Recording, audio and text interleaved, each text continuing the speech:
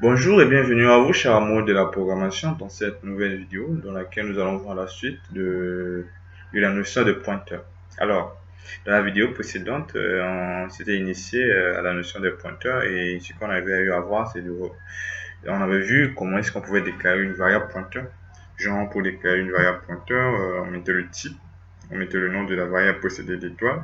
Et par défaut, lorsqu'on crée une variable, il faut mettre un nu. Pourquoi? Parce que lorsque vous déclarez une variable pointeur, lui, le compilateur, lorsque vous exécutez le code, par défaut, il va vous donner une valeur. Du coup, et la valeur du pointeur, ça serait une adresse, et ça serait une adresse fictive puisqu'on ne connaît pas l'adresse que lui, il va nous allouer. Donc, ce qui est préférable pour être sûr, déjà, d'abord, c'est de lui dire au début que voilà, à la déclaration, il ne se pointe sur aucune adresse. Maintenant, après, on peut lui donner, genre, on peut lui allouer l'espace mémoire, on peut lui donner une adresse sur laquelle on aimerait pointer. Et voilà aussi dans la deuxième manière de déclarer, d'initialiser un pointeur, c'est-à-dire qu'on pouvait créer une variable int, par exemple int c égale 6, et la variable pointeur b doit pointer directement à l'adresse de c. Donc on l'initialise directement en le pointant sur l'adresse de c. Et ces manières d'initialiser les pointeurs sont tous les deux corrects. Et on avait aussi vu comment on pouvait manipuler une variable pointeur. En manipulant ces variables, on avait vu aussi que lorsqu'on précédait la variable d'étoile, on a la valeur de notre pointeur. Et lorsqu'on met juste le nom de la variable, on a le contenu du pointeur qui est juste quoi? L'adresse pointée. Et lorsqu'on précédait la variable par E commercial, on avait quoi? L'adresse de la variable pointeur. Donc, on avait vu quelques exemples, comment est-ce qu'on pouvait manipuler un pointeur. Et pour cette vidéo, on va essayer d'aller un petit peu plus loin pour voir, voilà, on va aller un petit peu plus loin pour voir un petit peu d'autres choses qu'on peut faire avec le pointeur. Donc ici, jusque là, on a vu quoi, les deux manières là d'initialiser un pointeur, mais aussi on a une autre manière d'initialiser un pointeur qui est de faire, par exemple, si on déclare une variable p du type pointeur, voilà, je vais d'abord faire ça.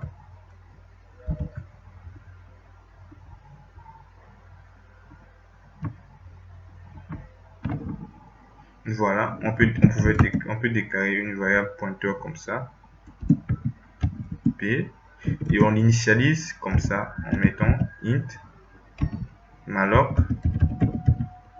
pour faire une allocation, et on fait size of de int. En faisant ça, c'est quoi?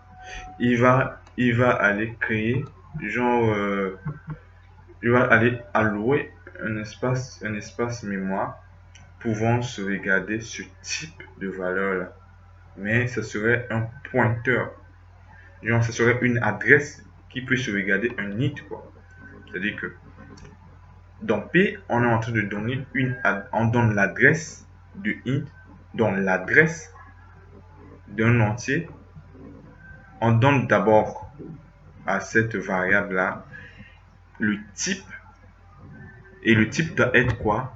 Le même type que la variable, et c'est le contenu de la valeur qu'on doit ajouter après dans P, et on va lui dire que ça doit être un contenu qui va avoir un espace pouvant sauvegarder un entier.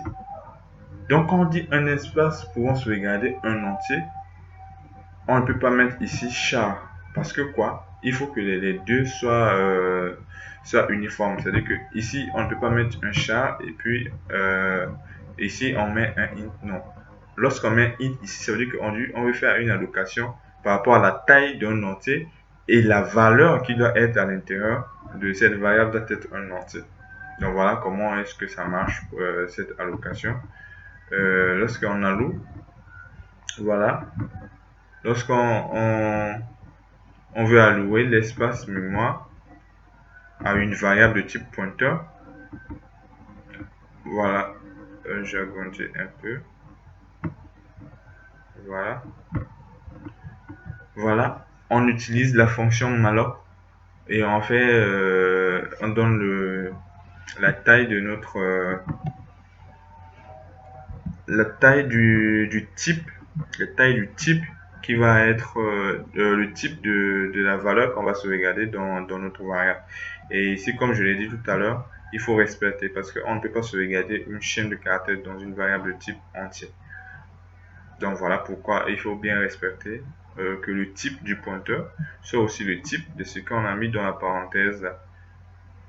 Et aussi surtout là aussi, il faut pas oublier de mettre la longueur pour montrer que voilà, on veut faire genre une allocation d'espace qui peut sauvegarder genre une donnée de type entier.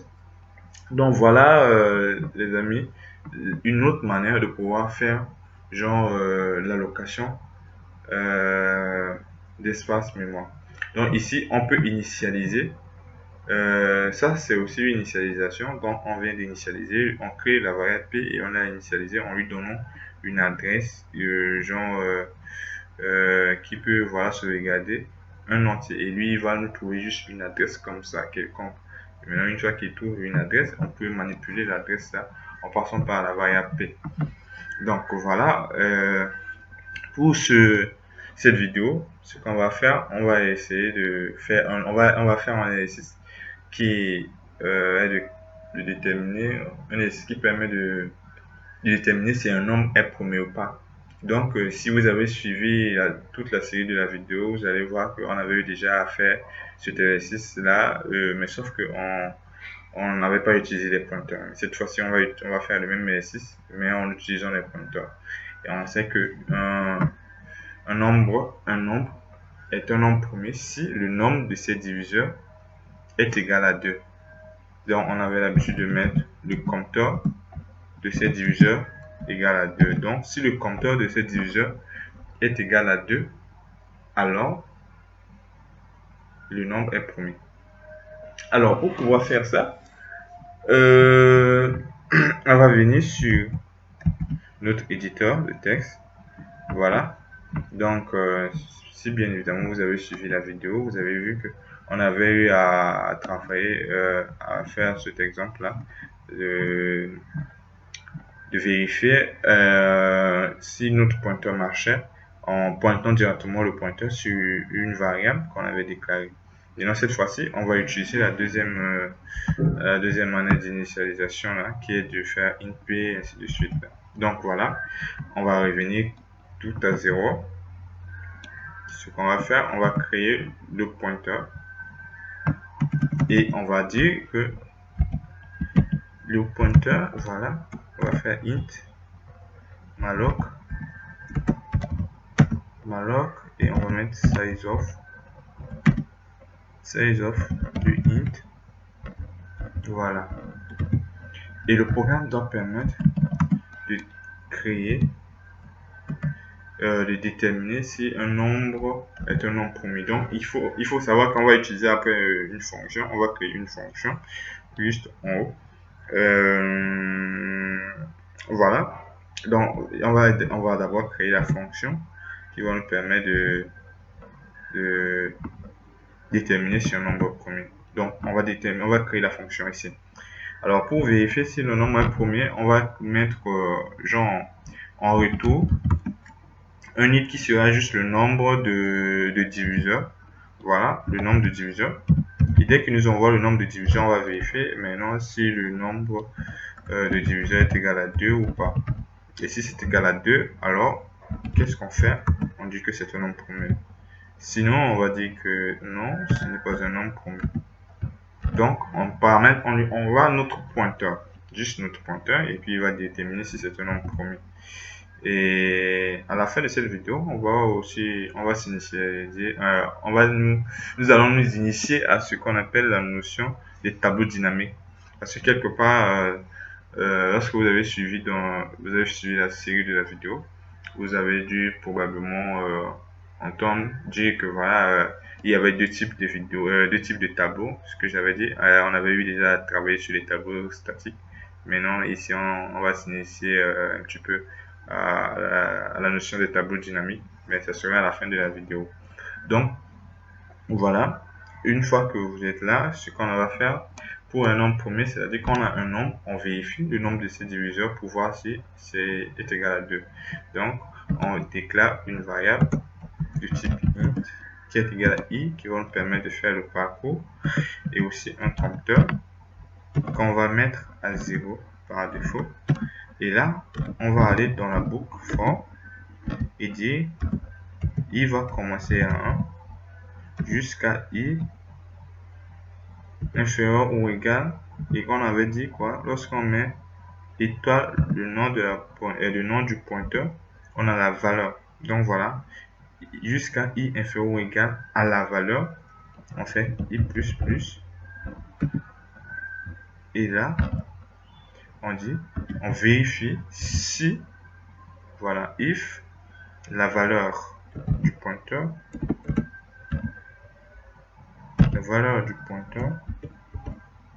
modulo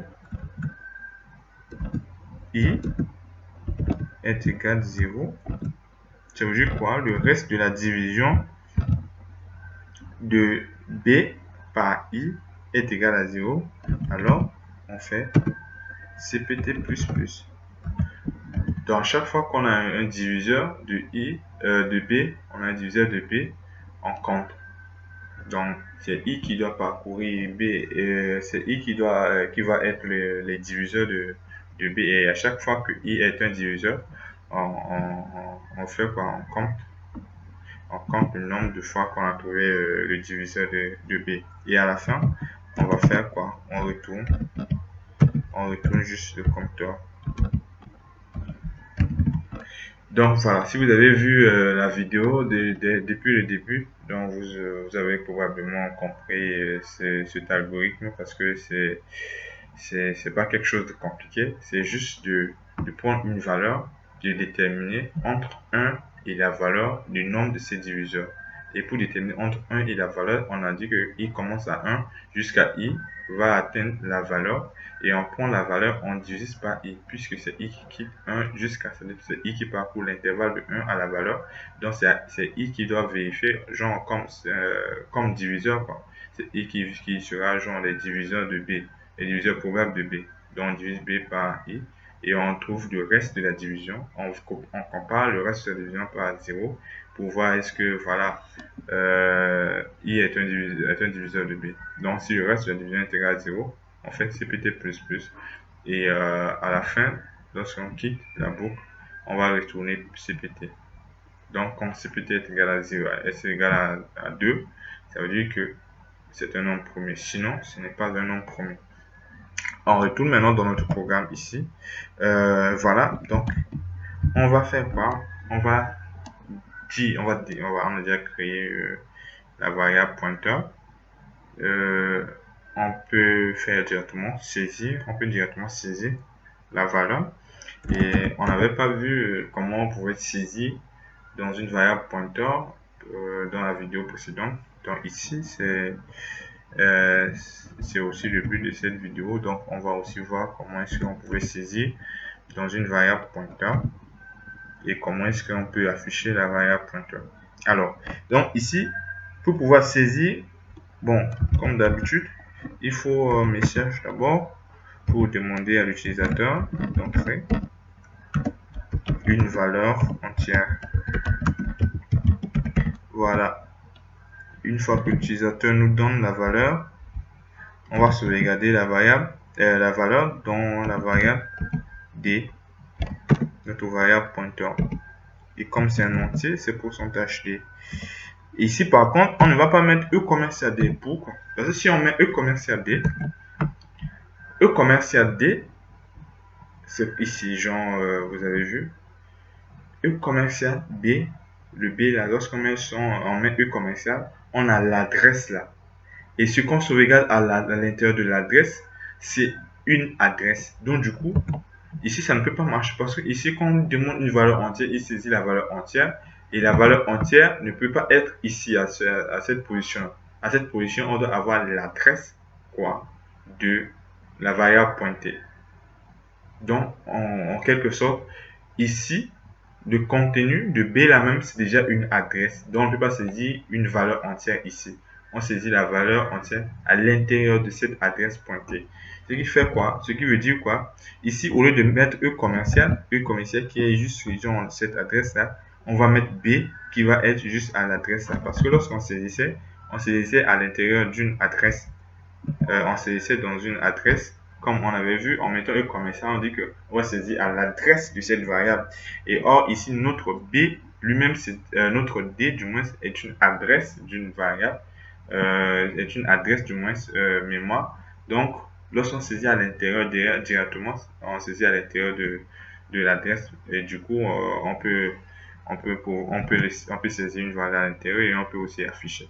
Donc, en mettant juste D, on est en train de dire quoi? On saisit à l'intérieur de cette adresse. En réalité, c'est-à-dire il va pointer sur cette adresse et il va saisir la valeur ici. Donc, voilà pourquoi il ne faut pas mettre E commercial D ici. Si vous mettez un E commercial D, il va à peu près souligner une erreur. Donc, super. Une fois que ça est bon, on a saisi, on peut appeler la fonction. Ben, avant d'appeler la fonction, on peut juste mettre une condition en disant if, voilà, nom premier, ce nom premier là, voilà, et on envoie la valeur, on envoie notre pointeur D, et on dit, on compare si égal à 2. Si le retour est égal à 2,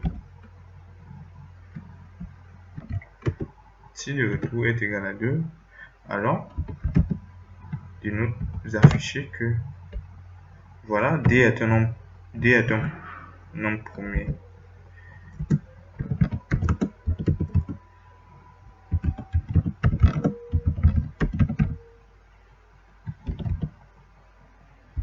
Et pour afficher, c'est plutôt étoile D qu'il faut afficher.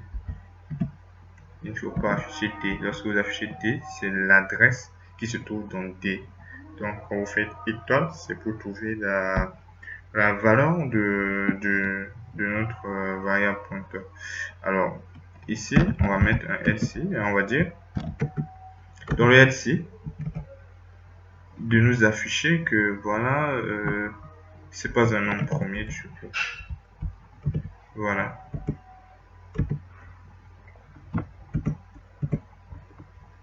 Donc, on va juste mettre n'est pas un nom premier. On va compiler pour avoir le cœur net.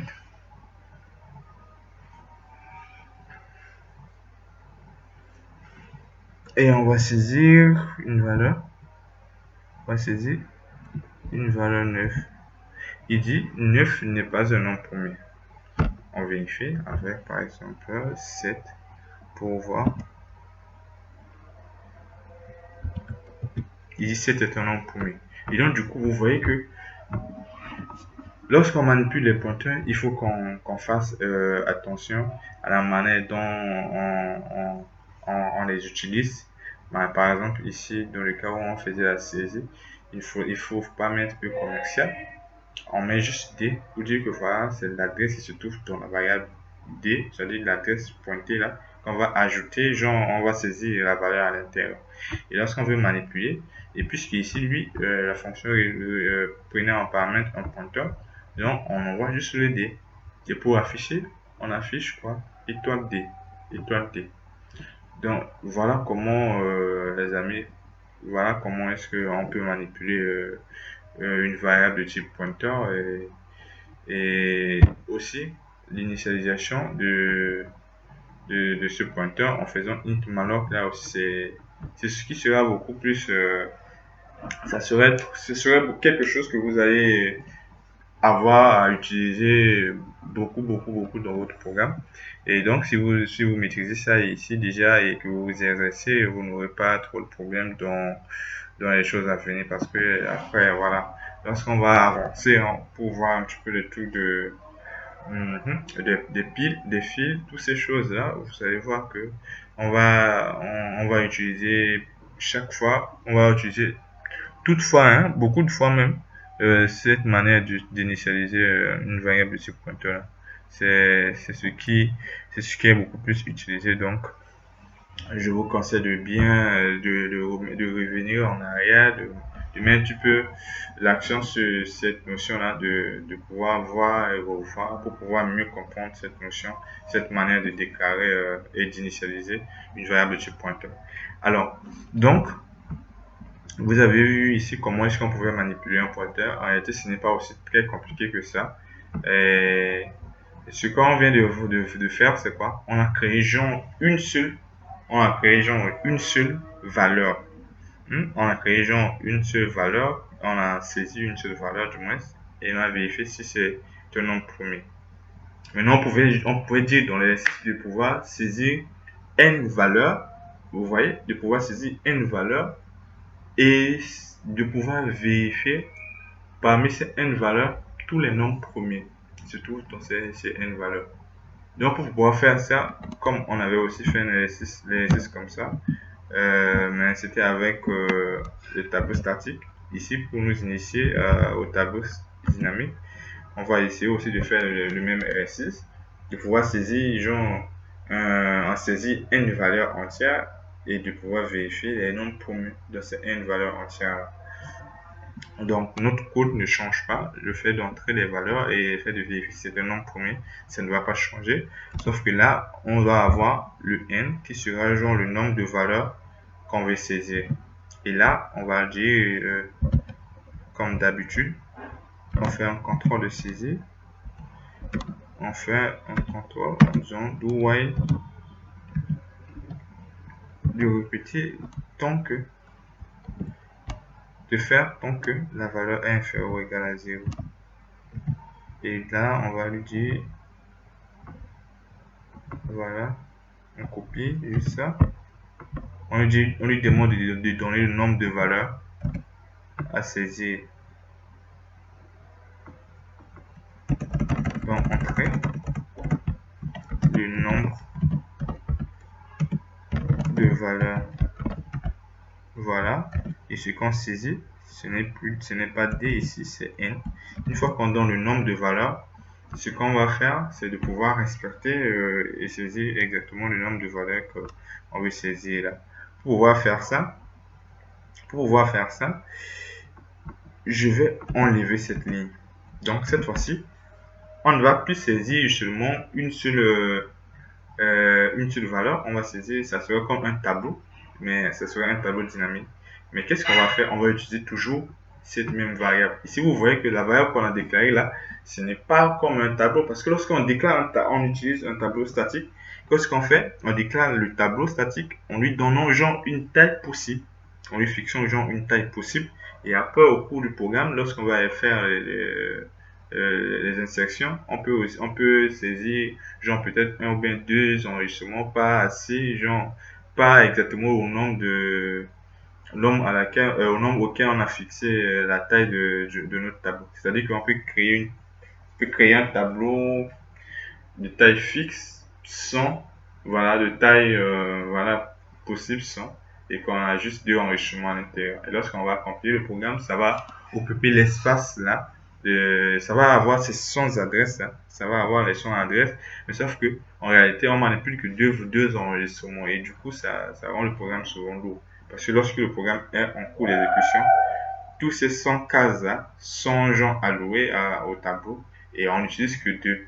Et lorsqu'on n'utilise que deux, les autres là, en cours d'exécution, ces cellules-là ne sont pas, on ne peut pas les toucher. C'est-à-dire qu'aucune variable peut genre prendre l'adresse de ces 18 autres cellules-là. Mais avec les tableaux dynamiques, on n'a plus genre à allouer de l'espace comme ça et des espaces qui sont inutilisables. Donc ici, on ne peut que, avec les tableaux dynamiques, on manipule exactement, c'est-à-dire qu'on a exactement le nombre d'enregistrements qui est égal à la taille de notre tableau. On ne va pas avoir une autre cellule ou bien une autre adresse qui est occupée, du moins une adresse qui n'est pas utilisée et que nous on a la main dessus. Non, c'est-à-dire que si on a un pointeur, Si on dit que on a enregistré deux valeurs dans le tableau de pointeur ou bien dans le tableau dynamique, ça veut dire que la taille de notre tableau c'est égal à 2. Ça veut dire qu'on n'a pas une taille possible et une taille réelle. Non, avec le tableau dynamique, on a juste la taille réelle. Mais avec le tableau statique, la taille possible, c'est la taille que lorsqu'on va démarrer le programme, il va aller allouer. Et la taille réelle, c'est ce que nous, on a ajouté par exemple dans le tableau. Et ce qu'on ajoute dans le tableau va importer juste le nombre de cellules que vont contenir les valeurs qu'on a mis dedans. Et les autres cellules-là vont être inutilisables pendant le programme.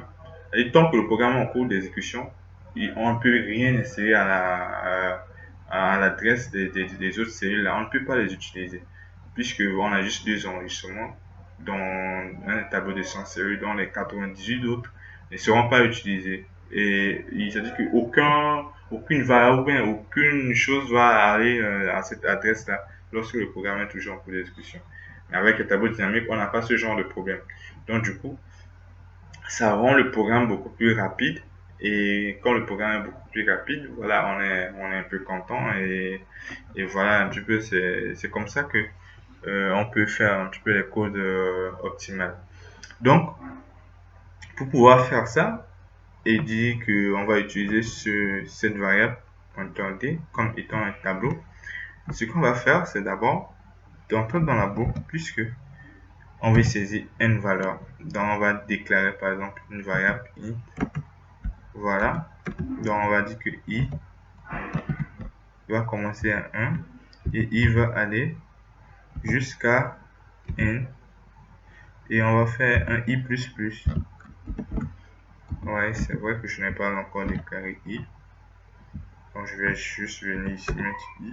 Et là, ce qu'on va faire, c'est faire quoi? Voilà. Donc, il faut savoir que cette variable d, on va l'utiliser comme genre le point d'entrée pour pouvoir saisir tous les autres valeurs, genre pour saisir la n valeur là. Lui, il sera l'adresse de la première valeur saisie. Et avec l'adresse de la première valeur saisie, on peut déterminer tous les autres valeurs saisies. On peut déterminer les adresses et afficher les autres valeurs saisies, puisque les adresses se suivent. C'est comme des entiers. Là, vous allez voir un petit peu tout à l'heure là ce que je suis en train de vous dire. Mais pour pouvoir faire ça, on ne peut pas utiliser la variable d ici, faire la saisie de la variable d, parce que si on utilise la variable d, on risque de perdre la première valeur. Donc, pour ne pas perdre la première valeur, il faut qu'on ait une variable genre temporaire qu'on va mettre, je vais mettre tmp, voilà. Et cette variable, lui, qu'est-ce qu'il va faire? Il va prendre la première adresse, c'est qu'on va utiliser la variable temporaire pour pouvoir manipuler, afin de ne pas perdre la tête de notre tableau. Donc voilà, on va dire que c'est égal à d. En faisant ça, on a toujours on a la même adresse qui se trouve dans d, dans tmp.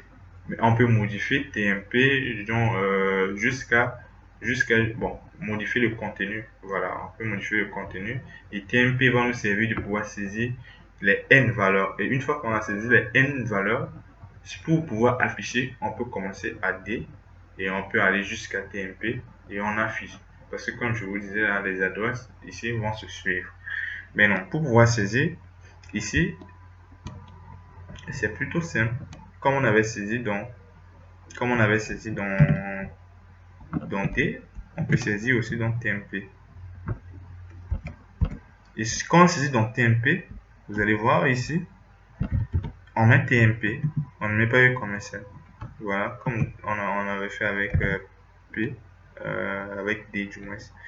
Et maintenant ici, pour pouvoir saisir la prochaine valeur, il faut se pointer sur l'adresse suivante. Pour pointer sur l'adresse suivante, il faut juste faire tmp++.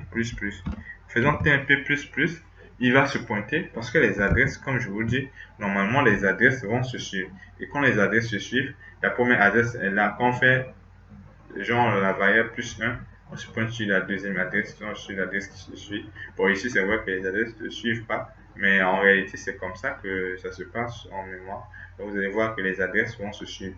Donc, quand on dit plus 1, il va se positionner sur la prochaine adresse. Plus 1, il va se positionner sur la prochaine adresse, ainsi de suite. Et à la fin, on va saisir toutes les valeurs. Toutes les valeurs. Et lorsque on a toutes les valeurs, on peut juste les afficher.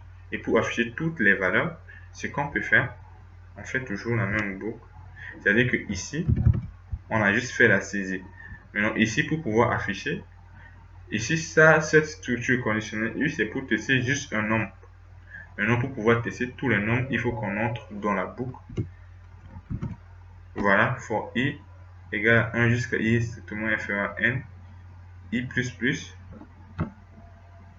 Voilà, on ferme la boucle. Voilà, je vais mettre un petit peu, voilà, que ce soit un petit peu bien clair. Voilà, donc pour pouvoir vérifier les n nombres qu'on a saisis là, en fait, on procède toujours de la même manière. En fait, ça ne change pas. Le fait de vérifier si un nombre est un nombre premier, ça ne change pas. Mais sauf que là, on ne va plus utiliser D. On va toujours faire la même chose qu'on avait fait avec TMP pour pouvoir se faire la saisie là. Donc ici, on va venir prendre toujours la tête encore. Voilà.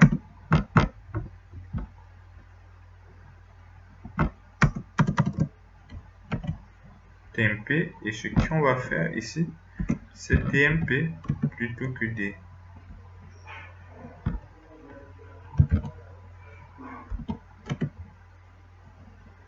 C'est TMP qu'on va utiliser partout. Donc si je compile pour avoir aussi le cœur net, on va dire d'entrer une valeur. On va dire qu'on veut saisir 3 valeurs.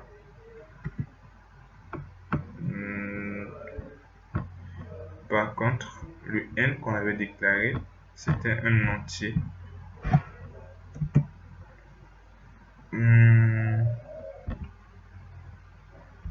C'était un entier simple, je veux dire. Donc il faut mettre E commercial. Parce que le n n'est pas un pointeur. Lorsqu'on saisit, il faut mettre E commercial pour dire qu'on saisit à l'adresse. Donc voilà ce qu'il nous disait comme erreur tout à l'heure. Voilà, donc je vais mettre 3. Il va nous demander de saisir la première valeur. Je vais mettre 12. La deuxième valeur, je vais mettre 6. Je vais dire 5. Et la troisième valeur, je vais mettre 9. Et là, il dit quoi? Il vérifie 12, 12, 12, 12. Il dit que 12 n'est pas un nombre premier, on est d'accord, mais pourquoi il nous met 3 fois 12? Parce que c'est vrai qu'on a saisi 3 valeurs. C'est tout simplement parce que on affichait juste la même valeur ici. On affichait TMP, TMP, TMP, mais TMP n'avançait pas sur les autres adresses. Ici, c'est vrai, on avait fait quoi? On saisissait toutes les valeurs, mais pour saisir toutes les valeurs, on saisissait à chaque fois sur genre une nouvelle adresse. Parce que pour saisir sur, lorsqu'on a saisi la première valeur était saisie dans l'adresse qui se trouve dans D. Alors TMP devait se positionner sur l'adresse suivante, et pour pouvoir se positionner sur l'adresse suivante, on faisait TMP plus plus. Et ici, lorsqu'on faisait l'affichage, on n'a pas avancé TMP, donc du coup, il va afficher la même valeur. Pour pouvoir afficher toutes les valeurs, il faut afficher, avancer TMP. Il se pointe sur la nouvelle adresse. S'il affiche déjà une valeur d'une adresse précédente, il se pointe sur l'adresse courante, et puis après l'adresse prochaine, ainsi de suite, quoi. Voilà, on va refaire. Donc 3. On reprend 12. Après 12 c'était 5. Après 5 c'était 9. Et là, boum, il nous dit quoi? Il nous affiche les 3 valeurs. Il dit 12 n'est pas un nombre premier, que 5 est un nombre premier, que 9 n'est pas un nombre premier. Pourquoi? Parce que, comme je vous le dis, c'est simple. Les adresses se suivent. C'est-à-dire que lorsqu'on a une adresse, on peut avoir la suite des autres adresses avec le tableau dynamique, là, avec les pointeurs. On va avoir l'adresse suivante est égale à l'adresse précédente plus 1. Ainsi de suite, ainsi de suite. Donc, quand vous faites l'adresse plus 1, vous avez l'adresse suivante. Quand vous faites l'adresse plus 1, vous avez l'adresse suivante. C'est ce qui fait que on peut avoir, voilà, les valeurs qu'on a eu à saisir dans chaque case qu'on avait. Donc, partons de la première adresse D. Donc, avec la première adresse D, si on a l'adresse là, on utilise une variable temporelle et lorsqu'on fait la saisie, on avance la variable en faisant tmp c'est-à-dire plus 1, et il va se pointer sur la nouvelle adresse. Il va saisir sur les 5 valeurs. Donc, si je vous explique ça ici sur Excel, vous allez un petit peu mieux comprendre. Donc, supposons que ici, c'est notre variable D. Donc ici, je vais enlever tout ça. Je vais enlever tout ça. Je vais enlever tout ça. Voilà. Donc, parce que ici, on a D. On a D, voilà, comme variable. Donc, on a D comme variable. Donc, si D a cette valeur, si on change, on dit D est égal à cette adresse-là, on va perdre cette adresse. Vous voyez? On va perdre cette adresse. Maintenant, pour ne pas perdre cette adresse-là, on utilise une variable temporaire. On dit que la variable temporaire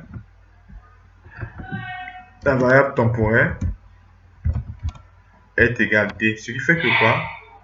TMP va être égal à D. Donc, si TMP est égal à D, eux aussi se pointent sur la même adresse. Et si les deux se pointent sur la même adresse, on peut utiliser genre la variable TMP pour pouvoir faire les autres genre les saisies de notre n valeur. Donc avec le TMP là, on saisit ici et après TMP va venir ici. Et lorsque TMP va venir sur cette adresse là, vous voyez que D ne change pas, D garde la première adresse. Mais TMP peut venir jusque là. Voilà. Donc à la sortie, TMP va se pointer sur cette adresse. TMP, lorsqu'elle se pointe sur cette adresse là, on a quoi? Comme on avait dit que les adresses se suivent, à partir, on a déjà on a l'adresse genre qui est à la tête et qu'on a l'adresse de la fin, on peut avoir genre toutes les valeurs qui sont là. On peut avoir ces valeurs parce que on avait dit que en utilisant une adresse plus 1, on a l'adresse suivante. Donc, lorsqu'on a l'adresse qui est genre la tête, on fait l'adresse plus 1 pour trouver la valeur, pour trouver les valeurs, ainsi de suite, ainsi de suite. Voilà pourquoi on ne pouvait pas saisir avec D. On utilisait une variable temporelle pour ne pas perdre la première adresse là. Et comme la première adresse n'est pas perdue, donc on peut afficher la valeur de la première adresse et en fait l'adresse plus 1 pour trouver la deuxième valeur, la valeur de l'adresse plus 1, ainsi de suite, ainsi de suite, ainsi de suite. Donc voilà à peu près comment est-ce que ça marche avec l'histoire des adresses, des pointeurs sur le marché, pour pouvoir avancer, pouvoir saisir sur une autre adresse. Et du coup, ici, vous voyez que nous, on n'a pas alloué genre un espace à un tableau ici pour lui donner une taille genre fixe là et qu'on ne peut pas genre augmenter. Donc avec ça, vous pouvez saisir n'importe quel enrichissement dans la variable temporelle. C'est-à-dire qu'il n'y a pas une limite. Parce qu'avec les tableaux statiques, si on dit, on déclare le tableau est égal, genre dans la case là, dans les crochets, on dit que c'est 10. Le tableau ne pourra que contenir 10 données, 10 enrichements. Mais avec ces tableaux, avec ces pointeurs, on n'a plus cette limite là. C'est-à-dire, on peut saisir 2. Il va dire que non, on n'a que 2 données. On ne va pas avoir plus d'espace réservé. On va avoir que l'espace de 2. Mais si on veut saisir 3, il va juste s'agrandir. Donc, ça va devenir dynamique. On peut saisir autant de données qu'on veut. On veut saisir 100, on va saisir 100. Si on veut saisir 1000, on va saisir 1000. Donc, lui, il va s'adapter seulement au nombre de fois qu'on veut ajouter dans le tableau. Donc, les amis, vous voyez, voilà comment, voilà à peu près ce que je voulais vous expliquer sur tout ce qui est pointeur. Bon, bien évidemment, c'est pas vraiment tout les notions des pointeurs, mais c'est beaucoup, c'est en tout cas 70%, 75% des notions que vous devez apprendre sur le pointeur que je vous ai montré dans cette vidéo. Et la suite des choses, c'est à vous de faire des exercices, sur des exercices qui sont un petit peu plus concrets, des exercices qui sont un petit peu plus costauds que ce que je vous ai montré dans l'exemple ici, et vous faire un petit peu des recherches pour pouvoir compléter toutes ces notions-là. Et pour les tableaux dynamiques, dans les vidéos à venir, on va encore parler un peu plus de ces tableaux dynamiques. Donc n'hésitez pas à mettre des pauses, à revenir en arrière pour pouvoir revoir tout ce qu'on a eu à voir et afin de mieux comprendre cette notion des pointeurs et puis aussi des tableaux dynamiques. Et s'il y a des choses que vous n'avez pas compris, n'hésitez pas à me mettre ça en commentaire. Comme ça, je me ferai un plaisir de vous expliquer un petit peu dans les moindres détails.